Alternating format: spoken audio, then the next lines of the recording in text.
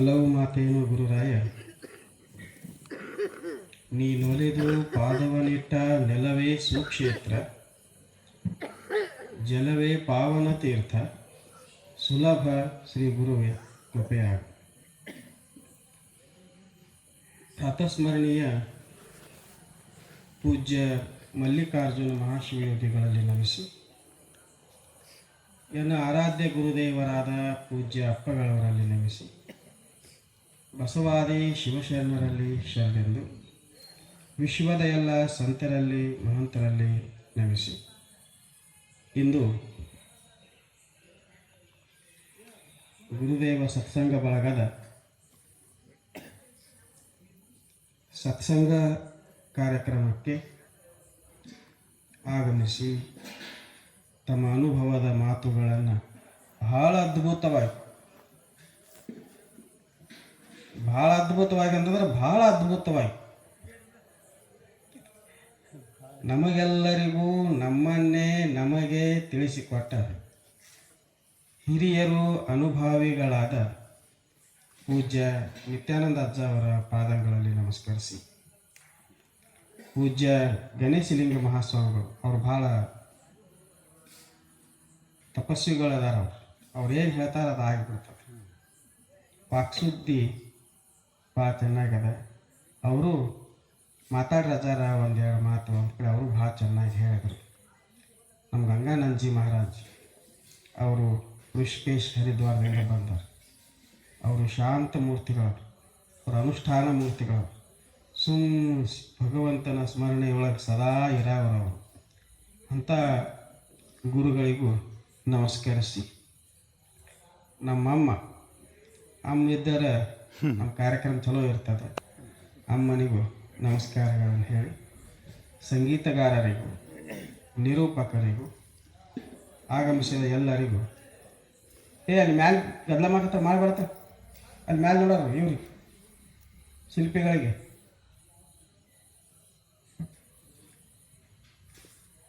ನಾವು ಸುಮ್ಮನೆ ಕುಂತಿದ್ದೆ ಯಾವ ವಿಷಯ ಇಡೋಣ ಅಂತ. ನಾನು, ಸುತಾರ್ ಸರ್ ಅವರು, ಮಮದಾಪುರ ಶಾಸ್ತ್ರಿ ಅವರು ಇದ್ದರು. ನಾವು ಮೊದಲು ಶಿರೋಳ ಸ್ವಾಮೀಜಿಯವ್ರಿಗೆ ಹೇಳಿದ್ದೀವಿ, ಅವ್ರು ಆಯಿತು ಅಂತ ಹೇಳಿದ್ರಿಂದ ನಾವು ಪತ್ರಿಕೆ ಒಳಗೆ ಹೆಸರು ಹಾಕಿಬಿಟ್ಟಿದ್ದೀವಿ. ಅವರು ಇಲ್ಲ ನಮ್ಗೆ ಸ್ವಲ್ಪ ಅನಿವಾರ್ಯ ಬೇರೆ ಕಡೆ ಹೋಗ್ಬೇಕಾಗಿದೆ ಅಂದರು. ಆಯ್ತು ಬಿಡ್ರಿ ಅಂತಂದೀನಿ. ಅಜ್ಜಾರಂತೂ ಅವ್ರು ಎಲ್ಲಿ ಖಾಲಿ ಇದ್ರಂದ್ರೆ ಯಾವಾಗ ಅವ್ರು ಇಲ್ಲನ ಅನ್ನಂಗಿಲ್ಲ. ಅಜ್ಜಾರಿಗೆ ಫೋನ್ ಮಾಡಿ, ಅಜ್ಜಾರ ಹಿಂಗ್ರಿ ಅಂತ, ಒಂದು ನಿಮಿಷ ನಿಂದ್ರಿ ಅಂದ್ರೆ ಅವ್ರು ನೋಡಿದರು ಖಾಲಿ ಇದೇನಂದ್ರು, ಬಂದ ಬಿಡ್ರಿ ಅಜ್ಜಾರ ಅಂತ. ಎಷ್ಟು ಗಂಟೆಗೆ ಅಂದರು, 7 ಗಂಟೆಗೆ ಅಂತೀವಿ. ಅಜ್ಜಾರ ಬಂದುಬಿಟ್ರು. ಸುಮ್ಮನೆ ಕುಂತಿದ್ದು ನಾವು ಏನು ವಿಷಯ ಇರಬೇಕು ಅಂತ.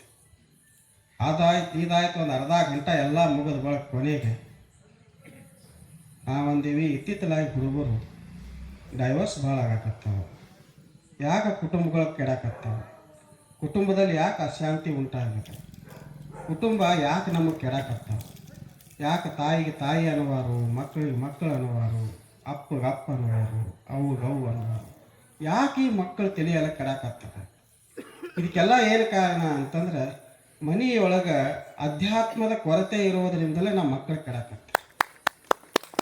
ಆ ಅಧ್ಯಾತ್ಮ ತುಂಬೇದ ಕಡಿಮೆ ಆಕತ್ತದಲ್ಲ, ಅದನ್ನು ತುಂಬಿಕೊಳ್ಳಬೇಕು ಅಂತೇಳಿ ನಾವೇನಂದೀವಿ ಅಂದರೆ ಅಧ್ಯಾತ್ಮದೊಂದಿಗೆ ಪ್ರಪಂಚ ಅಂತ ವಿಷಯವನ್ನು ಇಟ್ಟು ಇದು ಭಾಳ ಅದ್ಭುತವಾದದ್ದು. ನಾವೆಲ್ಲ ಒಮ್ಮೆ ಧರ್ಮನ್ಯಾಯ ಸಪ್ತಾಹ ಕೋರ್ಟ್ ನಡೆಸ್ತಿದ್ದೀವಿ. ಮುಧೋಳದೊಳಗೆ ಹೋದಾಗ ಒಟ್ಟು 30 ಜನ ಕೇಸ್ ತೊಗೊಂಬಂದಿದ್ರು. ಅಲ್ಲಿ ಒಬ್ಬರು ನಮ್ಮ ಚಿಕ್ಕದಾನಿ ನಂದೋರು ತಮ್ಮ ಅವರಿದ್ದರು.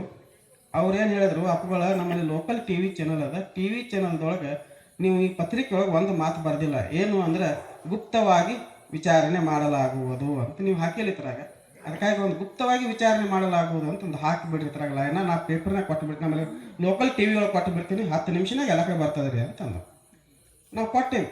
ಇಷ್ಟು ಕೊಟ್ಟಿದ್ದೆ ತಡ 120 ಕೇಸ್ ಬಂದ್ರಿ. ಒಂದೇ ಓಣಿ ಒಳಗೆ 9 ಜನ ಡೈವರ್ಸ್. ಅವರೆಲ್ಲರೂ MA ಮಾಡಿನವರು, MCom ಮಾಡಿನವರು, ಇಂಜಿನಿಯರು, ವಕೀಲರು ಅವರೇ. ಇವೆಲ್ಲ ನೋಡಿದಾಗ ಅನ್ಸಾಕಾಯ್ತು, ಯಾಕೆ ನಮ್ಗೆ ಹಿಂಗೆ ಹಣದ ಬೆನ್ನು ಹತ್ತೀವಿ ಅಂದರೆ ಹಣದ ಪಕ್ಕಾ ಜ್ಞಾನ ನಮಗಿಲ್ಲ.